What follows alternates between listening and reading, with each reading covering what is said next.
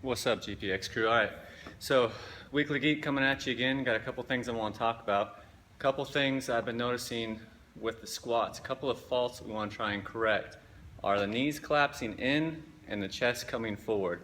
So what do I mean by that? With that chest coming forward is as we're squatting down, see a lot of people over exaggerate and that back starts around. So we want to try and correct that and when the knees collapse in. So as we're squatting down, and you get heavy load under, as you're pushing up, those knees want to collapse in like that. That's going to cause bad alignment in all your joints, put extra shear on those knees. So a couple ways we're going to try and improve the muscles that you can keep those knees out, keep that mobility up in that torso, keeping that chest up nice and tall. First one we got, you're going to grab yourselves one of these little mini bands. When you get that mini band, we're going to go ahead and step into it. Ideally, you want to get that right around your kneecaps. That way you can get the most pull out of it. First thing you're going to do is we're going to come over to the rack. So you're going to try not to use this at first, but if you need to help keep that chest upright, that's absolutely fine. So what we're going to do is we're going to spend a nice 5 seconds going down, a 5-second pause, and 5 seconds coming up. If you've seen it in class before, it's that tempo squat.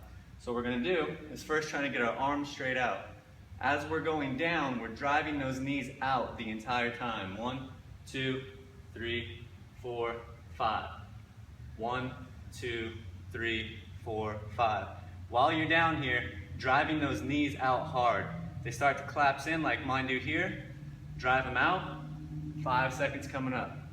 Now you notice my chest stayed up nice and tall. If you have a problem keeping your chest up nice and tall, that's why we're by the rig here. So when you go down, trying to get those arms out, that chest starts to come forward, you can grab onto that and get back upright.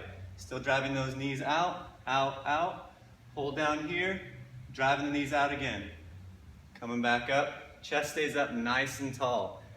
So once you get good at doing that, you can do it without holding on to the rig, before class, after class, anytime you have extra time, just getting in here, standing freestanding anywhere you want to, hitting those squats again, right out in the open. So that's going to help a lot. So if you notice that your knees try and collapse in on you, get you one of these bands before class. You get here 5 minutes early. Takes 2 minutes hitting that every day. Before you know it, every squat, clean, doesn't matter what you do. Anything when you catch it in that front rack or back rack, and those knees start coming in, it's going to help improve that drastically. Second thing we got, grab yourselves a PVC pipe. This one's really going to work on keeping that chest up nice and tall. You're going to grab your PVC, come to the back side of the rig. You can either try this front rack position or back rack. What you're going to do, get in there so the bar is touching the rig. You're going to stay in your normal squat stance. So feet right about shoulder width. You can point your toes out just slightly, but not too much. You don't want them pigeoned out too much, just a little turnout. All you're going to do is squat down, keeping contact with a PVC on the rig and on your back. As you're going down, your chest is going to stay up tall.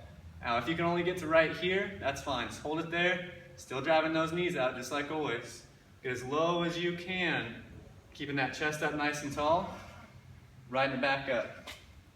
Same thing for the front squat. The idea with this is to keep that bar right in line with your heels. So our chest is up nice and tall, starting out. That bar is right underneath your heels. So squat down, driving the knees out, coming back up. Now if you notice that while you're doing these exercises and this mobility, that you find something's a little bit tight, say it's in your shoulders, rolling forward, can't keep that good front rack position, or it's in your back getting tight, that's going to tell you exactly what's tight on you, and you need to spend a little bit more time doing some mobility. The last thing we got, turn the camera here for a second, we got wall squats, which is essentially the same thing as doing it on the rig, except now we're going to do it against a wall, so you physically cannot go forward at all. So set the PVC pipe down, you're going to come over to the wall, and when you get over to the wall, arms are going straight out, contact with the wall. Now you can start out about a foot away from the wall. Normal squat stance, feet up on the wall, all you're gonna do is squat down. Driving those knees out. Every rep you do, trying to move closer and closer and closer to the wall. So eventually, your toes are right up against the wall, and as you're going down, you're trying to avoid your knees touching the wall. So you're driving those knees out. Let me show you what it looks like. Hands up on the wall, as close in as you can get. Boom, just like that. Now, like I say, if you can't get as far down into that squat, and you get about halfway down, and you notice something tight in the back, tight in the hips, it's gonna tell you where you need to spend some more mobility. So that's all I got for you today in the Weekly Geek. Just a little bit of mobility tips, things we've been noticing, good couple of ways to fix it real quick. So as Coach Pat always says, train smart, train hard, and we'll see you in class.